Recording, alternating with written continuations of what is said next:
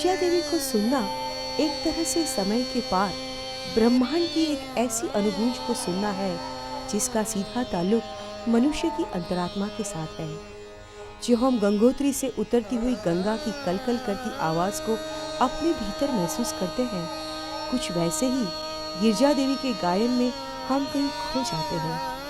उनकी आवाज और उनकी गायन शैली में एक अद्भुत दैवीय शक्ति का मिला-जुला भाव है। गिरजा देवी का खुद का यह मानना है कि जब तक संगीत सुनने वालों की आंखों में आंसू न ले आए, तब तक वह अधूरा है। बनारस घराने की इस महान गायिका के चेहरे में जो गरिमा है, वह भारतीय अस्मिता का उज्जवल प्रतीक है।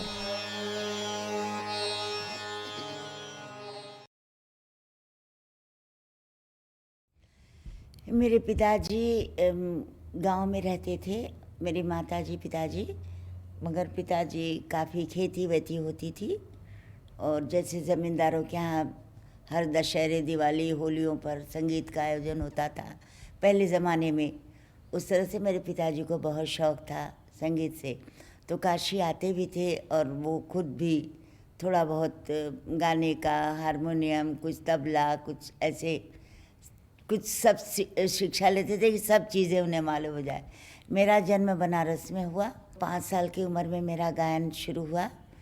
बनारस के ही थे स्वर्गीय पंडित सरजू प्रसाद मिश्रा जी, तो उनसे मेरा गायन शुरू हुआ और मैं 10 साल तक उनसे गाना सीखी। 15 साल के बाद उनकी देहांत हो गया था और फिर हम लोग में 17-18 में शादी हो जाती है। फिर उसके बाद भी शादी जब हुई तो ऐसा लड़का चाहिए जो कि मैं संगीत की दीवानी हो चुकी थी, तो उन्हें काफ़ी संगीत का शौक़ था और मेरा रियाज़ और कामकाज और घर का देख रेख सब चलता था। यद्यपि मेरे पिताजी ने मुझे लड़कों की तरह पाला था, बेटों की तरह। मतलब जैसे रोज़ सवेरे मॉर्निंग वॉक में जाना, स्विमिंग कराना, घोड़े पर चढ़ाना, लाठी चलवाना, कुश्ती का हाथ पैर चलवाना, माने जैसे, और पैजामा कुर्ता पहन के जाना, कोट पैंट पहन के जाना, ऐसे पिताजी ने पाला था हमको बेटे की तरह। तो इसलिए कुछ लड़कों का जैसा ये भी हो गया था। लेकिन संगीत करने के बाद जब मैं 12-13 बरस हुई तो हमारे क्या साड़ी लड़कियों को पहना दिया जाता था। तब माँ वगैरह थी ना, ये इतनी बड़ी लग रही लड़कियाँ। फिर उसके बाद शादी हुई, मेरी एक बेटी का जन्म हुआ और फिर मेरे पहले गुरुजी का देहांत भी हो गया था। फिर दूसरे गुरुजी पंडित, वो भी अभी नहीं है, स्वर्गीय पंडित श्री चंद्र मिश्रा जी, मैंने उनसे संगीत सीखना शुरू किया और ईश्वर की कृपा से मैं टाइम अपना ऐसा निकालती थी कि जिसमें मेरे गृहस्थी में उसका, मेरे बच्चों को या मेरे अतिथि लोग आते हैं उनमें किसी को कोई तकलीफ़ ना हो। एक स्त्री होने के नाते तो हमें सबको देखना पड़ता था ना, कहाँ दाल नहीं, चावल नहीं है, सब्जी नहीं है, कौन आया है, धोबी आया, ये जैसे कि घर का होता है, सफाई करना, ये करना। लेकिन रियाज़ के वक्त मुझे कैसे रियाज़ निकालें, इसलिए मैं 3:30 बजे रात को उठती थी और उसी वक्त नहा धो करके भगवान की पूजा करके मैं 4 से 6 बजे तक गा लेती थी, रियाज़ करती थी। और 6 बजे के बाद फिर बाल बच्चे सबको चाय देना, स्कूल भेजना, साहब को सब नहाना धुलाना। फिर ये लोग अपने काम में जब 10 बजे निकल जाएं तो फिर हम चावल वाल सब देखना, सबको खाने पीने का सामान करके फिर मैं बैठ जाती थी रियाज़ करने के लिए। क्योंकि उस टाइम में कोई ऐसी दिक्कत नहीं पड़ती थी, मैं 1.5 घंटे उस समय भी गा लेती थी, 11:30 पौने 12 तक। फिर उसके बाद खाना पीना हो गया, लोग अपना आए और चले गए 3, फिर 4 बजे से 5, साढ़े 5 तक रियाज़ करने के लिए कह रहे हैं कि एक औरत को कैसे रियाज़ किया जाना चाहिए और कैसे सबको खुश भी रखना चाहिए। ये चीज़ ईश्वर ने हमें पहले से ही कुछ दिया और बहुत शांतिपूर्वक हर चीज़ को सुन लेते थे। कोई गुस्सा नहीं, कोई झगड़ा नहीं, कोई चाहना नहीं, केवल अपना संगीत और अपना घर गृहस्थी। और बहुत हुआ तो भगवान का दर्शन वगैरह के, ना कोई सिनेमा देखना शौक़, ना कोई दोस्ती करने का शौक़, ना कोई क्लब पार्टी जाने का शौक़। एक तो यही बनारस बहुत ही कंजर्वेटिव शहर है शायद, तो एक माँ दादी ये लोग की जो देखा कि ये लोग पूजा पाठ किया, घर गृहस्थी जमाया और अपना काम किया, फिर थोड़ी सो गई, फिर थोड़ी बदन दबा रही हैं तो ये है तो दाई है ना, वैसे ही देखते थे।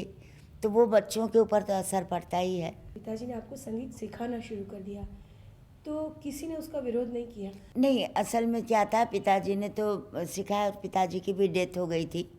फिर उसके बाद पंडित ओंकारनाथ ठाकुर जी बनारस गए, तो वो तो पंडित मदन मोहन मालवीय जी की लड़कियां सब और भी कॉलेज की बहुत सी लड़कियां सीख रही थी, तो इसका एक अच्छा स्टेटस बन रहा था।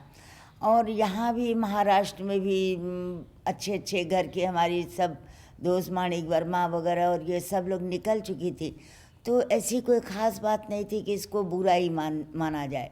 और जो हमारी क्या बड़ी कलाकार लोग थी, जैसे सिद्धेश्वरी जी थी, रसूलन बाई थी, बेगम अख्तर थी, या केसरबाई, हीराबाई बरोदकर, इन लोगों ने अपना इतना अच्छा एक बनाया था, क्योंकि ज़रा सी इन लोगों की ये हुई थी कि ये लोग राजा नवाबों के यहाँ गाती थी, महफिलें सजाती थी, तो इसलिए इनको कुछ अच्छी नज़र से लोग देखते थे, कुछ थोड़ी गिरी हुई नज़र से भी देख सकते थे, लेकिन वो उनका तरीका था, वो करती थी।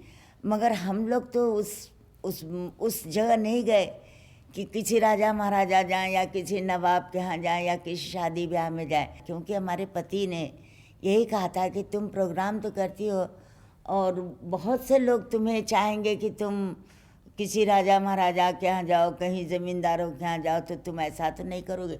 मैंने कहा ज़िंदगी में मैं नहीं करूँगी, मैं आपको वादा करती हूँ कि करोड़ों करोड़ों भी मिलेगा तो मैं नहीं जाऊँगी, तो मैं अपना ही गाऊँगी, अपने तरह से गाऊँगी, जहाँ मेरा अधिकार होगा, जहाँ मुझे लोग अच्छा समझेंगे, जहाँ मेरी लोग इज्जत करेंगे, मैं उसी जगह जाऊँगी गाने के लिए। मैंने 49 में रेडियो इलाहाबाद से गाना शुरू किया और 49 में गाने से काफ़ी चर्चा भी हो गई। और फिर उसके बाद 52 में दिल्ली में मैंने पहला प्रोग्राम किया। आपने बोला काफ़ी चर्चा हो गई, क्या चर्चा हुई? चर्चा हुई कि रेडियो से बहुत लोग सुनते थे ना, इसीलिए खबर आती थी, लेकिन जब वो शादी की या राजा महाराजा या कोई ज़मींदार, तो साफ मना कर देते थे, हमको परमिशन नहीं है, मैं गाऊंगी नहीं। अगर आपको गाना सुनने का आपको शौक है, जब मैं गुरुजी के साथ बैठती हूँ, मैं रियाज करती हूँ, आप बैठ के सुन लीजिए, उसमें कोई परवाह नहीं, लेकिन उसका कोई आपको कुछ नहीं, बल्कि हम नाश्ता खाना भी खिला देंगे आपको, मगर मैं किसी के घर नहीं जाती। और जाऊंगी जहाँ पूरी कॉन्फ्रेंस हो, बड़े कलाकारों के घर कोई जलसा हो, मेरे गुरुजी के घर जलसा होगा, मैं वहीं गाऊंगी। आप रात को 3:30 बजे उठती थी और रियाज करती थी, तो आप तो इतनी खुली आवाज़ में गाती है, तो रियाज करने से घर वालों को या आपके साथ अगर सास ससुर रहते थे, बच्चों को डिस्टर्ब नहीं होता था? नहीं, असल में क्या था ना, पहले तो बड़े बड़े घर नहीं होते थे, छोटे छोटे कोठरियाँ होते थे, तो जैसे 3 कोठरी के पहले बेडरूम है, वहाँ बच्चे और वो सोए हुए, हम पूजा घर हमारा छत के ऊपर था और बंद कर लिया मैंने, तो उसमें कोई आवाज़ की कोई तकलीफ़ नहीं होती थी।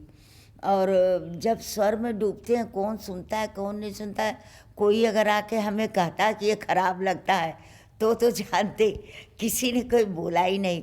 अपा जी, आपने बताया कि आपकी माँ को संगीत का शौक़ नहीं था, तो उन्होंने अपनी बेटी के इस शौक़ को कैसे स्वीकार किया? नहीं, उनकी तो कोई बात ही हम लोग नहीं सुनते थे, वो अपने काम में रहती थी, हम अपना हल्ला करते थे, वो सोती थी। बल्कि पिताजी से कभी कभी होता था, क्या आया करवाते हैं, जाएगी लड़की शादी होकर के तो ये क्या आया करेगी, तो बोलते तुम अपना काम करो, उसको मन जितना करने दो, मन होगा वो छोड़ देगी, मन होगा रखेगी, उसको डिस्टर्ब तो और कुछ नहीं कर रही है, न किसी को तंग करी, वो अपने मन से करती, करने दो उसको। तो माँ बाप की सुलह हो गई थी, तो वो ना बोलने जाए हमें, और मेरे गुरुजी आते थे, वो गाना सिखा करके चले जाते थे, क्योंकि हम लोग क्या घर में ही आते थे गुरुजी, तो इसलिए पढ़ाई स्कूल का कोई सवाल ही नहीं था। और स्कूल में भी मेरे पिताजी ने जब डाला था, तो 3 क्लास करके मैं भाग आई। हमने कहा क्योंकि मेरे पिताजी तो चाहते थे शायद दुनिया की हम एक ही लड़की बने, ऐसा होता ना शौक। तो एक उर्दू के मास्टर, एक अंग्रेज़ी के मास्टर, एक संस्कृत के मास्टर, एक हमारे गाने के मास्टर साहब, प्लस स्कूल जाने के, तो 4-5 काम, सबका काम करने में थक जाते थे। तो मैं एक दिन सब बांध के गंगा जी जब गई ने सब डाल दिया उसमें। हमने कहा मुझे खाली एक ही गाना गाना है, चाहे मैं कितनी ही नपनी पढ़ी हूँ, मुझे कुछ पढ़ने का शौक़ नहीं, ना मुझे कुछ कहीं जाने का, मैं गाऊँगी ही गाऊँगी और कुछ नहीं करूँगी। तो वो 3 क्लास जो मैंने 4 क्लास चौथे में गई थी, वो सब फेंक फाँक के मैं चली आई थी और मैं गाना गाई। बाद में मेरे पति ने कहा कि जब शादी हो गई तो मेरी बेटी 7th में पढ़ी थी, कहा तुम इस मूर्ख मत बनो, कुछ पढ़ो।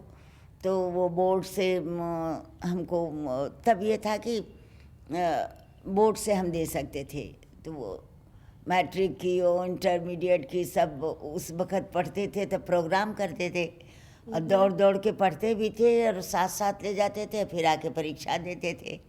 हमारे किसी तरह पास हो गए, मतलब ये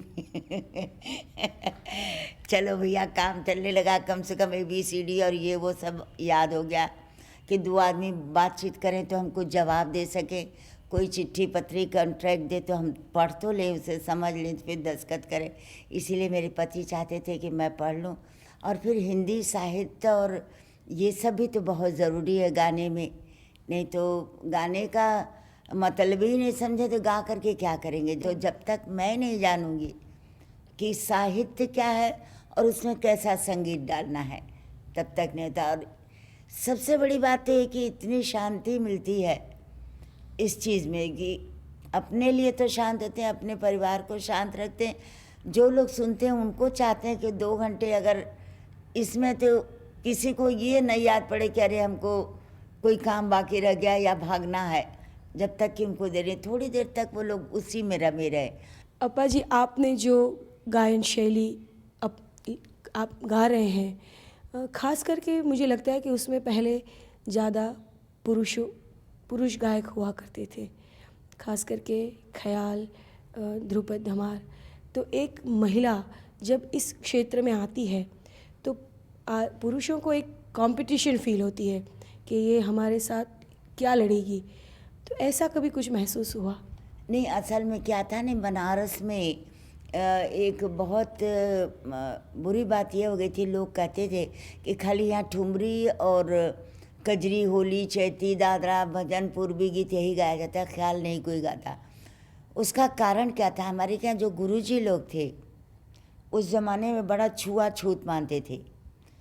आप पानी दीजिए तो आप ब्राह्मण है कि नहीं है, तो यहाँ ट्रेन में नहीं जाएंगे तो उनके घर नहीं खाएंगे।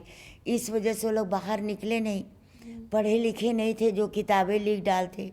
और उनकी जो शिष्याएं हुई वो लोग सब गाने बजाने में थी। तो उन लोगों को एक तो मैंने जब देखा कि बनारस घराना के ऊपर ही इतनी बड़ी बात है, तो मेरे गुरुजी जिनसे मैंने गाना सीखा, दोनों जने, एक सेनिया घराना और एक बनारस घराना। तो सेनिया घराने में खाली ध्रुपद और ख्याल का अंग ले लिया गया, ध्रुपद का अंग ख्याल में डाला गया। सेनिया घराना इसीलिए कहा जाता है। सेनिया घराने में ख्याल कभी हुआ नहीं है। ख्याल तो सब सदा रंग, अदा रंग और मन रंग, हर रंग इन लोगों ने बनाया। लेकिन ध्रुपद की जो आलाप के ढंग है, फिर उसके दुगुन चौगुन, ये सब ख्याल में डाल दिया उसको छोटा करने के लिए। तो ज़्यादा इसकी भी प्रचलन बढ़ गई कि ध्रुपद लोग कम सुनने लगे, ख्याल ज़्यादा हो गया। फिर ख्याल से करते करते करते फिर ठुमरी आ गई इसमें। जब ठुमरी आ गई तो और लालित्य आ गया उसमें, तो ख्याल को भी थोड़ा सा बचाने लगे, ख्याल आ गया। फिर गज़ल, दादरा ये आ गया तो ठुमरी को भी हटाने लगे लोग। ऐसे धीरे धीरे क्रमशः हटता गया। लेकिन मुझे इच्छा थी कि मैं ख्याल गा करके और सारे लोगों को ये बताऊंगी कि बनारस वाले ख्याल गाना जानते हैं। और उसी पद्धति से मैंने ख्याल गाना सीखा, जो कि ध्रुपद अंग काट करके होता है। और हमारे काशी में जो बनारस घराना है वो चौमुखी गायन वहाँ पर है, इसको चौमुखी गायन बोलते हैं। ध्रुपद, धमार, छंद, प्रबंध, ख्याल, तराना, सादरा, टप्पा, टप ख्याल, मैंने इतनी चीज़ें गाने के। उसके बाद तो ठुमरी और पूर्वी दादरा और बारह मासा, तो लोकगीत। हम तो कहते हैं कि लोकगीत आज नहीं होता तो हमारी बहुत से राग चले जाते, बहुत से कलाकार ख़त्म हो जाते। लेकिन ये औरतों ने लोकगीत जो रखा, वो इतने अच्छे अच्छे रागों में लोकगीत हैं, लेकिन खाली उसके शब्द बोल जाएंगे, वो लोग एक बात भी नहीं कह सकते। अगर हम चैती गा रहे हैं तो उसमें थोड़ी सी मैं ठुमरी की और थोड़ी सी रागों का पुट दे देती हूँ तो वो बढ़ जाती है, या कजरी बढ़ जाएगी। लेकिन अगर सादा सादा गाएंगे तो 2 मिनट में ख़त्म हो जाएगी। तो जो गांव की होती थी, वो एक आपने 2 लाइन गाया चैती, उन्होंने 4 लाइन चैती गाया, उसी तरह की ऐसी 50 एक रंग गाती, 50 कजरी एक ही स्वर की है। इसलिए वो घंटों चलता था वो प्रोग्राम, 2-2 घंटे। आपने ये जब गाना शुरू किया तो जो पुरुष कलाकार थे उनको कोई आपके सामने विरोध हुआ या नहीं? असल में क्या हुआ ना कि अगर लड़की अपने को बहुत प्यारी और नम्र और ये करे ना, सभी तो मेरे भाई हैं, कोई चाचा जी हैं, कोई ये, और सबको मैं इतनी इज्जत देती हूँ कि उनको कभी जलस हुआ ही नहीं मेरे से। कम से कम मैं अपना अनुभव बता रही हूँ, और किसी का मैं नहीं कह सकती। कि हमारे जो छोटे हैं उनको मैं बच्चों की तरह ट्रीट किया, और जो मेरे बड़े हैं उनके सामने मैं बच्ची बनी थी। इसलिए सबका आशीर्वाद भी पाई, और अपने बच्चों से मैं प्यार पाती हूँ। ऐसा है कि संगीत के अंदर जीवन के सभी भाव हैं। ऐसा कहते हैं कि संगीत हमारे जीवन की हर एक जो क्षण है उसको अभिव्यक्त कर सकता है। कभी ऐसा होता है कि आप बहुत दुखी हो गई और आपने गाना शुरू कर दिया तो आपको अच्छा फील हो रहा है, ऐसा कभी हुआ है क्या? बहुत बार होता है, तो हमेशा हो जाता था। अगर हम उस बात को, कोई बात दुख लगा, अगर झगड़ लिया, लड़ लिया, तब तो निकल गया, और चुप रह गए तो मेरे दिल पर ही बीतेगा। इसलिए संगीत में चले गए, सारी बात ख़त्म हो गई, फिर एक दूसरी दुनिया में चले जाते हैं।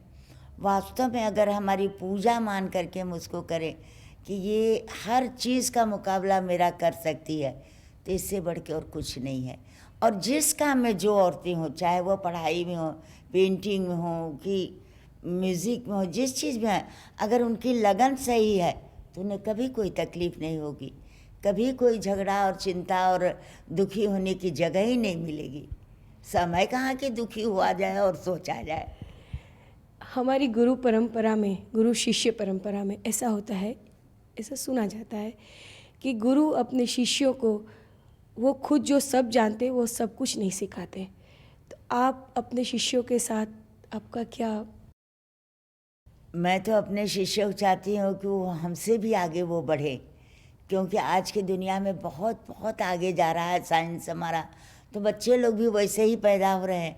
और कम से कम हम अपने बच्चों को, अपने शिष्यों को जितना आगे बढ़ाने के लिए उनको जगह देती हूँ कि गाओ बजाओ और आगे बढ़ो और देखो, उतना शायद ही कोई गुरु मौका देता होगा। इस तरह से मौका नहीं देता। मैं सफा बोल रही हूँ, अगर किसी को बात करना होगा तो मुझसे कर लेंगे, मुझे कोई चिंता नहीं है। लेकिन सा कलवा सा के बाद तुरंत पकड़ लेते हैं लोग, पूरा तरह से गाने बजाने का मौका नहीं मिलता। और दूसरे हमारे बच्चे जब गाते हैं, अच्छा गाते हैं, तो मैं अपने गुरु को याद करती हूँ कि उनकी परंपरा, उनका आशीर्वाद उन्हें रहे, ताकि हमारे ये काशी का जो बनारस घराना है ये भी उसी तरह से कायम रहे हज़ारों वर्ष तक, जिस तरह से रहता आया है, और इसकी इज्जत बढ़ती जाए। हमारे बच्चे बहुत अच्छे कर रहे हैं। आपके साथ जो शिष्याँ हैं या जो लड़कियाँ सीख रही है, उनको एक महिला होने के नाते क्या क्या मुसीबतें आती है सीखने के वक्त? आपने तो बोला कि आप 3:30 बजे उठ के रियाज़ कर सकती थी, तो ये आपकी क्या? नहीं, हम अपने बच्चों को पहले तो उनको सब घर गृहस्थी बताते हैं। अगर हमारे पास रह रही हैं तो कैसे सजाना चाहिए, कैसे अतिथि सत्कार करना चाहिए, खाना बनाना चाहिए, नाश्ता बनाना चाहिए, फिर रियाज कैसे करना चाहिए, सेवा कैसे करें, हर चीज़ तुम एकदम तैयार रहो। तुम 4 घंटे 3 घंटे सो बस, इससे ज़्यादा नहीं। बाकी वक्त तुम्हारा रियाज और दूसरे को पता नहीं लगना चाहिए, शिकन नहीं आना चाहिए कि तुमने आज बहुत काम किया। तब मैं खुश होती हूँ, उस बच्चों से मैं ज़्यादा खुश रहती हूँ, क्योंकि जो मैंने किया मैं चाहती हूँ वैसे ही वो तैयार हो। और बहादुर रहो, हाँ, किसी चीज़ से डरना नहीं चाहिए। जब तक एक दिन तो मरना है, क्यों डर कर जीना, यहाँ नहीं जाएंगे, उसने क्यों देखा, ये क्यों देखता है, देखने दो, उसके बाद तब फिर देखेंगे उसके आगे वो क्या करता है, कोई भी हो। पर अप्पा जी, आपको ऐसा नहीं लगता है कि एक औरत घर का काम भी करेगी, रियाज भी करेगी, बच्चों को भी संभालेगी, तो उसके दिल में क्या गुजरती है, आप क्या कुछ महसूस नहीं करती हैं? गुजरेगा। अगर उसको उसकी लगन है तो उसको करना ही पड़ेगा, वो तो शौक से करेगी। और लगन नहीं है, किसी के थोपने से काम करना पड़ेगा, तो तब नहीं हो सकता। मगर मेहनत करके भी अगर सोच रहे हैं कि हम जल्दी से, मेरा नाम नहीं हुआ, जल्दी से, मैंने फ्रस्ट्रेशन नहीं होना चाहिए। अगर आपको तकलीफ़ हो गई कि मैं 5 साल रियाज करके और रेडियो में नहीं गई तो क्या गाऊंगी, जाने दो, नहीं गाती, तो ख़त्म हो जाएगा। भगवान को आप फूल चढ़ाती हैं, उनकी पूजा करती हैं, तो ये तो सोचती नहीं कि मुझे कल हीरे का हार दे देंगे भगवान। हमको देना है, फूल चढ़ा के हाथ जोड़ लेते हैं, भगवान हमारी कोई मुसीबत है तो उसको शांत कर दीजिए। तुम भी वैसे ही करके गा के चली आओ। क्यों मांगती हो कि तुम मुझे कल दिन भारत रत्न या विश्व रत्न की उपाधि दे दो? काहे भाई, जब वो तुम्हारी एबिलिटी होगी तुम्हें मिलेगा, नहीं रहेगी तो नहीं मिलेगा। उसमें भी खुश, उसमें भी खुश। आज देखिए जो भी हुआ है, इतना बड़ा काम सब लोग को हुआ, लोगों ने कहा कि मुझे इसके आगे नहीं मिला। मैंने कहा बहुत अच्छा हुआ, क्योंकि वो पेंटिंग टांग के हम करें भी क्या, कोई यूज़ तो उसका है नहीं। अगर कोई देता है तो भी बहुत खुशी की बात है, नहीं भी मिलता तो भी खुशी है। हमें कुछ चाहना है ही नहीं, मेरा बस संगीत रहे, मेरे श्रोता रहें, बस उसमें ही मेरा सारा, मुझे सबसे बड़ा इनाम और सबसे बड़ा उपाधि मिल रही है मेरे को, तो इसलिए और हम क्या कह सकते हैं। आखिरी सवाल, आपको एक शौक है गुड़ियों का, क्यों? इसलिए अभी तो गुड़िया है एक नहीं तो हम इतना बातें ही नहीं करते। तो गुड़ियों का शौक था, क्योंकि पिताजी जब हम गाना सीखते थे ना, तो बचपन में ही सब गुड़ियों को सजा के रखते थे, रोज़ शादी मनाते थे, रोज़ उन्हें बच्चा था, तो हमें वो गाना याद करना था जो शादियों में गाया जाता है, जो बच्चा होने में गाया जाता है, और फिर कैसे उन लोगों को खाना खिलाते हैं, नाश्ता कराते हैं, ढोलक बजा के लोग गाते बजाते हैं, उसका भी शौक था। उससे गुड़िया रखते रखते फिर 1-2 गाना एक ही दिन में 2-2 3-3 गाना याद कर लें। तो उस समय जापान से, अपने इंग्लैंड से, मतलब लंदन की, made in London, made in Japan सब आती थी, वो जाके मैं ख़रीद के लाती थी। मेरे पिता का ना, मैं पिताजी की बहुत प्यारी दुलारी बेटी थी, तो जो ही कहती थी वो लाते थे। अब वो कहते थे कि तुम रियाज करके तुम ये गाना सुना दो तो हम दें। वो भी था एक बचपन का, क्योंकि बचपन से तो भगवान की पूजा करना और ये करना तो बहुत मुश्किल था, तो इसीलिए गुड़िया रखने का मुझे बहुत शौक हो गया था। आज भी है? थोड़ी बहुत है और शर्म लगती है कि ग्रैंड मदर मैं हो गई हूँ।